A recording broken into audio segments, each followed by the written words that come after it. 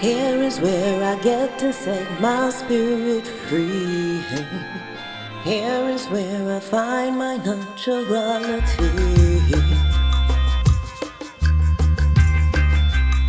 Where are we going? Something that Jarvis and I worked on for the last couple of years, and it is called a community of scholars. So what that is peer-to-peer. So not 20-something to 20-something, but student to faculty, faculty to staff. So we're all in the same ball game together.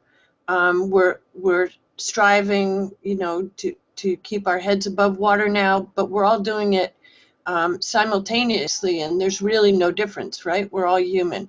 So in the case of going back to Shibami talking about her physics class and her faculty, maybe we could approach each other as our peers. So not what you had said earlier about losing the labels, um, and saying, something that I've learned about me is this is how I learn, and I'd like to share this with you because I think I could help you learn how to teach better. I could help you how to understand how many different ways there are to learn, things like that. But I think to think to think about yourself as equal to everybody else who's around you. There's no hierarchy. Um, I think is a really good thing that has come out of this virus. Even the docs, I did a show back in April, and it was with two doctors, and I grew up when doctors were gods, men, women, whomever. But the two docs we had on both had coronavirus, and they were really sick, both of them, and they had both recovered. But to see the humanity coming out of these two docs, it was wonderful. I saw them as human beings, not somebody on a pedestal, and talking about how they shared their sadnesses of having this virus with their patients. Anyway, I think there is an equality coming out of this virus. Yeah. Uh, I think the part of what we wanted Grit to kind of be shared with, not just with you all, but with the individuals that are watching, is your ability to be resilient. And I think sometimes people think resilient is like just bowling through something and just being strong all the time. But sometimes part of that is using this right here. Like, let me stop for a minute and do some inner self reflection, and let me pause my movement so I can kind of get a better idea of what's happening. But I think the fact that you all are kind of tapping into other skill sets in order to adapt. So I think just even being fiscally responsible. Like, I can go out and buy a $70, I guess, table thing that you can raise up to get your computer. But just say, you know what? I got a box outside. I got some masking tape. I got a rubber band. I can make this work. You know. And the thing is, now you're tapping because I think another stereotype that comes along with your generation is that you're all digital. Everything is virtual. Everything, and you can't use your hands for certain things. But you all have proved that stereotype to be extremely false. So my thing is, how do you tap into more of these things that kind of help you kind of pivot and move through, and then teaching others on how to do that? I think that's amazing.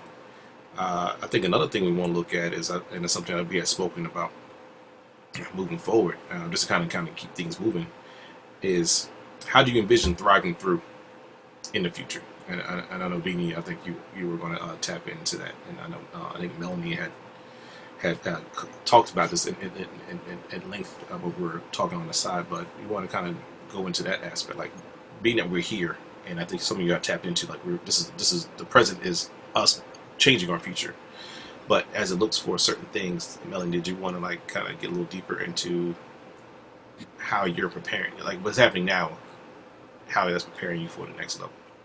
Absolutely. I think it starts with again, seeing that man in the mirror and saying that man in the mirror is equal to the one next to the mirror, that we have enough self-worth to take care of ourselves. And I think in order to thrive in this new digital environment, we need to put ourselves first. So if that means setting an alarm on your phone every hour to like just get up and go outside for 30 seconds and then come back in, or look in the distance instead of focusing reading on the screen, or just, you know, getting a little box to put your laptop on, whatever it is, or getting migraines, like Janelle said, and moving the eyes away from the screen, whatever it may be, listening to yourself and listening to how you think you're going to thrive in this environment, and then acting on it and respecting it. I think that's really the first step to thriving. I think I forget, Mel, which interview it was, but we talked about time management. And so time management, I did some research on that after the interview. And so time management is, let's see, I think it was, no, it wasn't Marissa. Anyway, it was get up, figure out in your afternoon that you're going to have 2 hours to yourself, but plan what those 2 hours are. Are you going to take an hour and go get a cup of coffee and a sandwich and go sit outside in the woods and eat it and read a book or whatever? But so time management is what I'm going to do today, and I'm going to take these 2 hours for myself, and what am I going to do with them? So if you plan it, you'll actually do it. And then time management, as in what you're doing, which is applying for a 5-year master's program. That's good use of your time. You're a sophomore, so you've got 3 more years. In 3 years, you'll come out with an undergraduate degree and a master's degree. You know, in things that will market you better.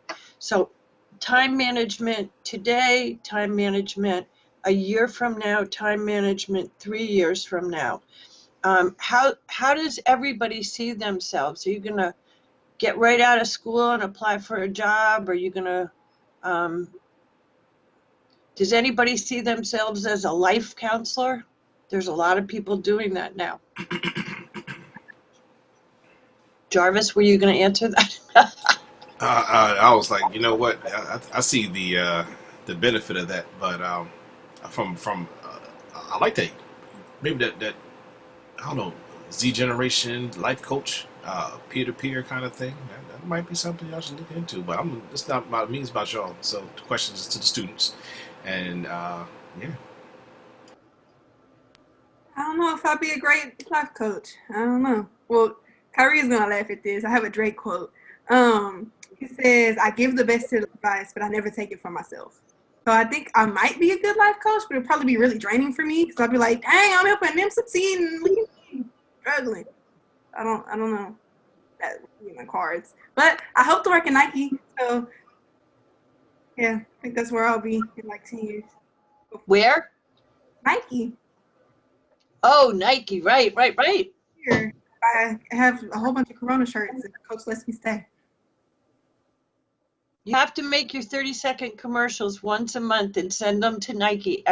I'm telling you, I knew somebody who sent a bag of potatoes to a TV network in North Carolina because they had sponsors that were potatoes, and she drew her face on every potato and put it in a bag and applied for a job through the bag of potatoes. So those kinds of goofy things, she got the job. So yeah, I'm telling you, you got to do your Nike commercial. And I'll help you. I think she's doing it already because if you look over her left shoulder, that is impressive. And I think that's yeah, but I want her to send them to Nike. Small version. Yeah. All right. Okay. And back. I think Kyrie is about to jump in. Oh, but then, yeah, like, I'm applying to grad school, so that's what I'm trying to do. I'm applying to grad school to graduate, and the ultimate goal is to be. I kind of just thought of, like, not just thought about it, but maybe like a week or two. Kind of just decided that I wanted to be. I think I want to be an anchor woman because I noticed that there's not many Black female anchor women. It's a small but growing like little can't find the word right now, but you know what I'm saying. And I want to be a part of it, so I think that's what I want to do. But like he says, I do like switching and I do like producing, so I don't know. I'll probably try to dabble in both. So let me just tell you while you're at it, they just started a Black cooking channel. I like food. All, all Black chefs out in California. I'll send you the info because that would be. I did, worked at the Food Network, and I got to tell you, I learned so much and had a lot of fun. It's kind of a cross between entertainment but news, but and as an athlete, you would have so much information to give them about nutrition and health and things like that. That would be really fun. I'll send you the info later. Okay, thanks. All right, so I have one last challenging question for all of you folks. Viktor Frankl, he survived the Holocaust and went on to write a book about meaning. One of the quotes in his book is, "Survival is a community event." How can you all help us be better during this time as administrators and university officials? What do you got?